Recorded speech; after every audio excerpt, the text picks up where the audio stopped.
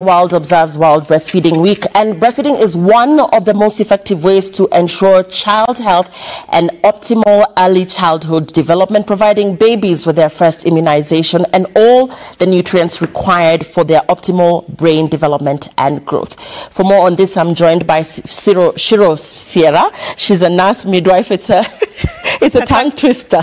Shiro Sierra, she's a nurse, midwife, and board-certified lactation consultant. Thanks for joining us today. Thank you for having me. I see you have a baby with you there.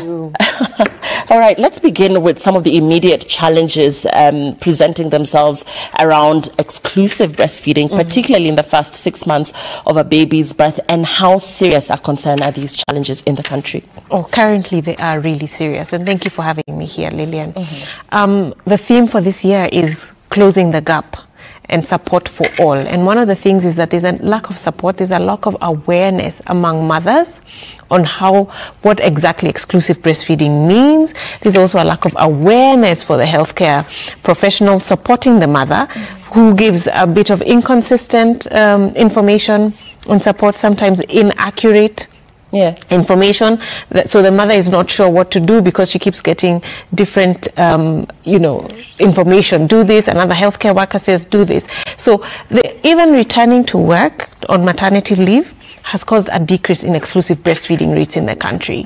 So by the time a child is 4 to 5 months of age, the rates are going as low as 38% of babies being exclusively breastfed. And the reason for this is returning back to work, where mothers have very poor workplace support, or are unable to continue breastfeeding because they feel the milk supply has gone down because they're not pumping the milk to store it so that then they can give the baby. Because if you don't take the milk out from the breast, then the breast will not produce the milk. So that's really affecting the breastfeeding rates. At the same time, breast milk substitutes.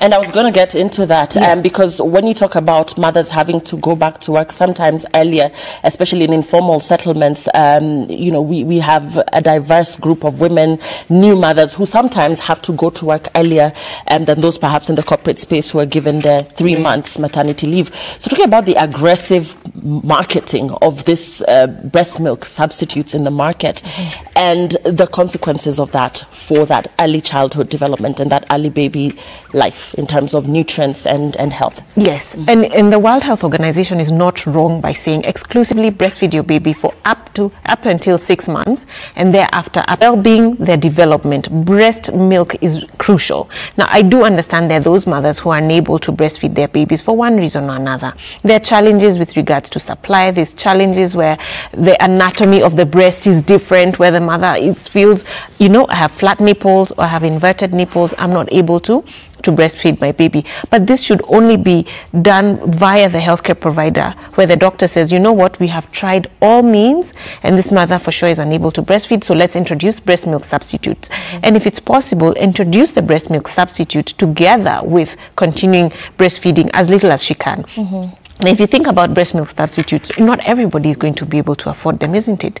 Now, if you think about those who are working in informal settlements, the casual workers, mama fua, our domestic workers, they will not be able to afford it. So they end up introducing things like cow milk or porridge really early. This will cause stunted growth, malnutrition, poor health, poor growth for these children because they are absolutely not getting the nutrition that they need, right? So there's an international code for breast milk substitutes by World Health Organization that prevents or says that they should be, regularizes and says there should be no marketing of formulas.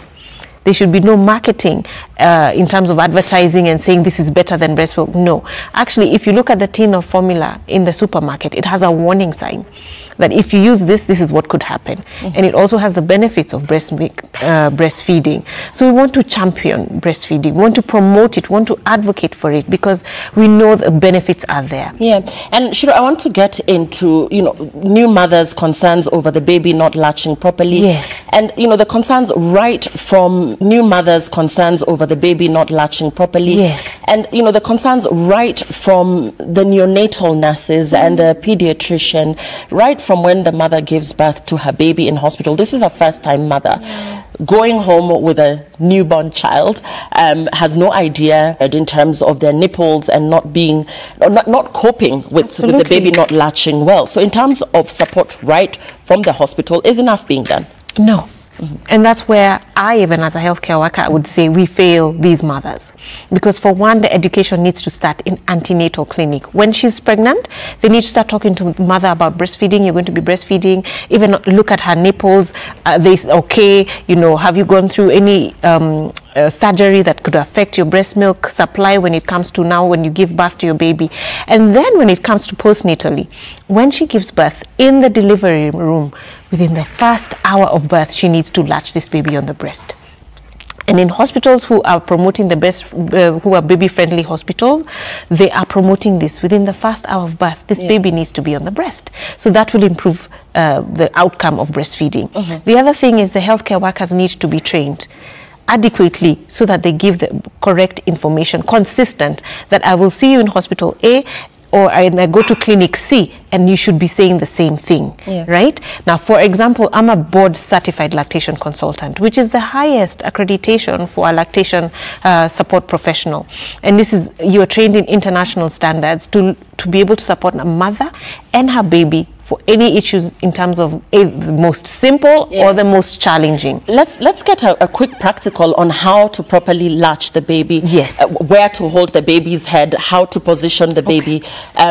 Because a lot of mothers struggle with this particular element. I know I did. Yeah. And it gets frustrating to the point that the mother just gives up totally. Absolutely. And this is why we're also talking about the, you know, the substitute, the substitutes coming into the play. Yes, because of the challenge she's having of pain. She's having nipple pain.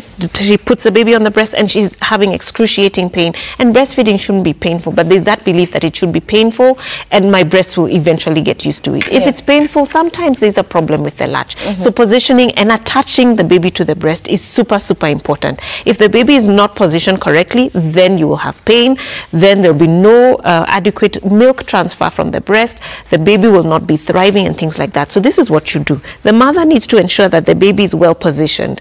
The ear, shoulder, and the hip are well aligned. There's a symmetry. Now, also how you hold your baby, your breast, right? We're not going to do this because then you're only allowing the baby to latch on the nipple. We want to move our hands away from the nipple and have 4 fingers under and the thumb on top. And you stimulate the baby to open their mouth, and once they open, baby comes to the breast. You end up seeing mothers who are leaning forward, taking the breast to the baby, but that positioning also will affect your back. You're not enjoying, you're having chronic back pain because of poor positioning. Now, they're different positions, okay? They're different nipple sizes. They're different areola sizes. Moms tend to think that the entire areola needs to enter the baby's mouth. No, it doesn't. At least an inch of it should go in and ensure that the nipple goes far back into the baby's mouth. What is the sound that should be coming from the baby? You should be hearing so that they're actually pulling milk and not air. Breastfeeding, Lillian, is quiet. It's, you just hear the gulping of the baby, but that sound, that clicking sound, that will tell you that the baby is not latched correctly. They're getting a lot of air. The baby tends to be very uncomfortable, and the mom says, I have low milk supply. So they end up reaching for what is easier. And what is easier sometimes is not the best thing to do. So I'd encourage mothers, seek support early.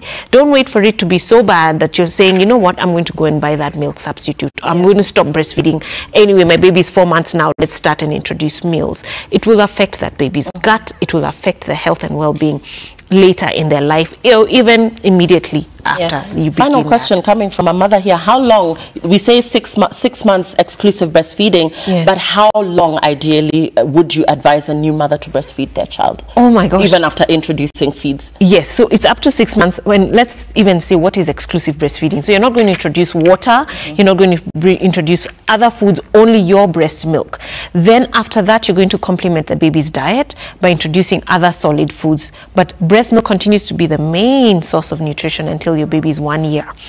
And you can breastfeed your baby up to 2 years and beyond. Your beyond could be your choice. Yeah. It could be 4 months. 4 months after the 2 years. It could be when your baby is 4 years old. As long as the mom and baby, that relationship, they're happy to continue, please I'd encourage all mothers to continue to breastfeed as long as they'd like to. Shiro Shiera, many thanks for joining us. You're Shiro is welcome. also the chairperson of the Kenya Association for Breastfeeding, and it's been fantastic because I want mothers to know that there's support out there. There are those in the association who are trained extensively to be able to teach and support mothers through their breastfeeding journey. We thank you so much for your time. Shiro Shiera is a certified lactation expert as well as a midwife. Look out for her on her socials, and you will be able to be guided accordingly if you're a new mom or if you're supporting a new mom as well. We're taking a very short break. We're back with more. Remember, it's World Breastfeeding Week. Please continue sending in your questions or your feedback. The hashtag is Friday Night at Citizen TV Kenya.